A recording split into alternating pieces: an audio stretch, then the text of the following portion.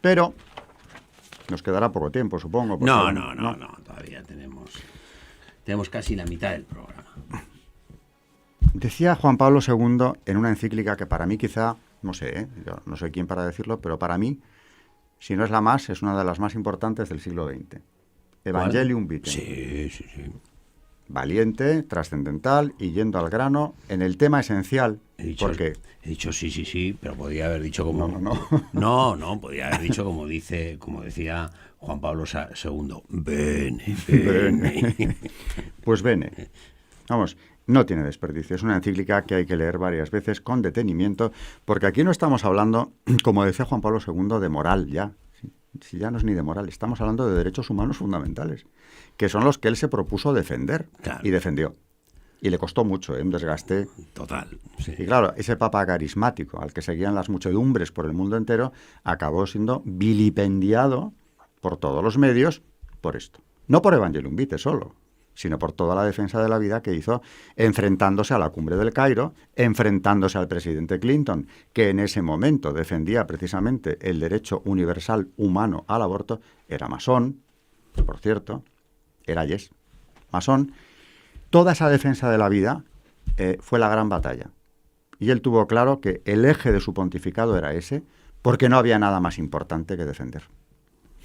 Bueno, pues en Evangelium Vitae, hablando de derechos humanos, él decía, por cierto, antes de entrar en la encíclica, que si la plataforma de una declaración de derechos no es la vida, no hay declaración. Claro. Y además, es que esto es de lógica, no hay que ser tampoco teólogo, ¿no? O sea, si no defendemos la vida, ¿qué derecho del hombre vamos a defender? Bueno, la vida como material, que decía Pierre Simon. Dice, vamos a ver el partido. Dice, no hay partido, no. ¿Qué vamos a ver? Vamos a votar, porque si usted no tiene derecho a vivir, sí, claro, ¿para qué votar? Usted ya veremos en qué condiciones se le permite vivir. Muy ¿no? Bueno esto, ¿eh? Esto es bárbaro. Sí. Plataforma a la vida, y sin eso no hay declaración de derechos. Claro. Señores, no hay. Pero eso es iba a decir... Y vamos a la encíclica. Y dice, hablando del aborto, porque ya, claro, yo les digo a mis alumnos, los de 20 años, ustedes han nacido ya con esta ley antigua, ya tenía años, ¿eh? Y claro, al ser humano le cuesta, y en Occidente especialmente quizá, disociar justicia de ley. La ley puede ser muy injusta y totalmente ilegítima, pero ellos ya han nacido con eso. Y eso tiene una proyección didáctica, incluso la ley es didáctica. Te enseña, esto es ley.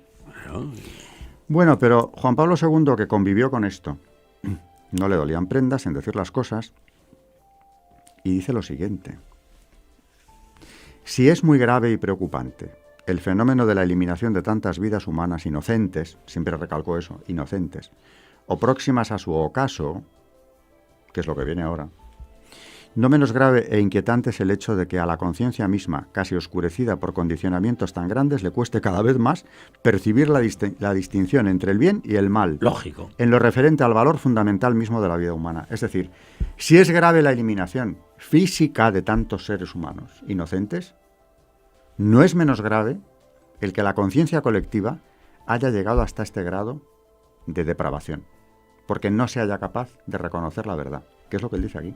Y sigue diciendo. Pero nuestra atención requiere concentrarse en particular en otro género de atentados relativos a la vida naciente y terminal, que presentan caracteres nuevos respecto al pasado y suscitan problemas de gravedad singular. Esto lo pone en cursiva, además. Por el hecho de que tienden a perder el carácter de delitos y asumir paradójicamente el de derechos. O sea, lo que era delito hasta ahora mismo se convierte en un derecho. Y esto lo subrayan en la encíclica de la vida diciendo, es que estamos yendo a la inversión del orden natural, hasta el punto de pretender con ello un verdadero propio reconocimiento legal por parte del Estado. Y se pregunta retóricamente el mismo Papa, ¿cómo ha podido llegarse a una situación semejante? ¿Cómo ha podido? Yo me lo pregunto todos los días. Claro, sí, no, es increíble, ¿no? Pero claro, siguiendo el hilo conductor que hay aquí, en este libro, ¿no? La lucha de las dos ciudades, la acción masónica y otros compañeros de viaje, claro. Entonces, claro, pues así hemos llegado, por increíble que parezca, pero apuntando a la lucha de las dos ciudades, en esa misma encíclica nos da la clave el Papa. A ver. Porque dice, en la raíz de cada violencia contra el prójimo, hablaba del aborto, se cede a la lógica del maligno. La lógica del maligno, no hay otra explicación. Es decir, de aquel que era, entrecomillado, homicida desde el principio. Juan 8:44. Esto está en el Evangelio de San Juan. El homicida desde el principio está cediendo a la lógica de él, como lo recuerda el apóstol Juan. Pues este es el mensaje que habéis oído desde el principio, que nos amemos unos a otros, no como Caín, de quien viene la gnosis, que siendo del maligno mató a su hermano. 1 Juan 3, 11, 12. La lógica de Satanás. Claro. Por más vueltas que se le dé, por más que, bueno, y cuanto más se analiza el texto del gran maestro Pierre Simon, ya hablando de la vida como material que los gobiernos deben administrar, cuanto más profundizas en eso, y luego coges la verdad, porque esto es luminoso, o sea, esta encíclica está diciendo unas verdades como puños. Pero es que además esto ya no necesita un sustento teológico, esto es la razón. Esto, como decía Pierre Simon, ya no es el concepto del Génesis, ni de Aristóteles. Bueno, pues aquí es que quien está no es solamente el Génesis. Sí.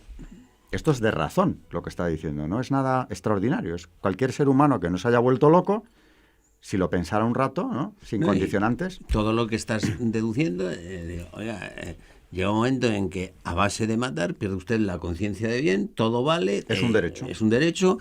Y claro, vivir así entra miedo, como dice Ratzinger, da miedo. Da miedo.